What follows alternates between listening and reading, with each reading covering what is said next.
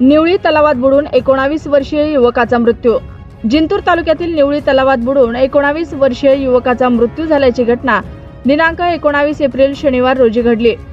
पाण्यात बुडालेल्या युवकास स्थानिक भोई समाजातील मच्छीमारांनी तब्बल 4 तास शोध घेऊन मृत अवस्थेत बाहेर काढले। 19 एप्रिल रोजी सकाळी 7:30 वाजण्याच्या सुमारास तलावात भोई समाजातील कैलास लहिरे मच्छीमार राहणार गोगलगाव तालुका मानवत जिल्हा परभणी हे नेहमीप्रमाणे मासे पकडण्यासाठी तलावात आपल्या मुलासोबत गेले असता त्यांचा मुलगा विशाल कैलास लहिरे वय वर्ष 19 हा बोटीतून तलावातील पाण्यात बुडाला। या घटनेची माहिती वडिलांनी तलावातील भोई समाजातील मच्छीमारांना सांगतात मच्छीमारांनी बोटीच्या साहाय्याने मदतीने शोध मोहीम हाती घेतली, पण तो सापडला नसल्याने निवळी ठोंबरे येथील माजी सरपंच रमेश ठोंबरे यांनी घटनेची माहिती बोरी पोलिसांना दिली।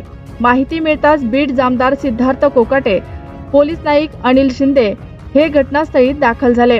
बीड जामदार सिद्धार्थ कोकाटे यांनी परभणी येथील आपत्ती व्यवस्थापन रेस्क्यू पथकाला संपर्क साधला, मात्र मच्छीमारांनी तब्बल 4 तास शोध घेत रेस्क्यू पथक येण्यापूर्वी पाण्यात बुडालेल्या युवकाला मृत अवस्थेत बाहेर काढले।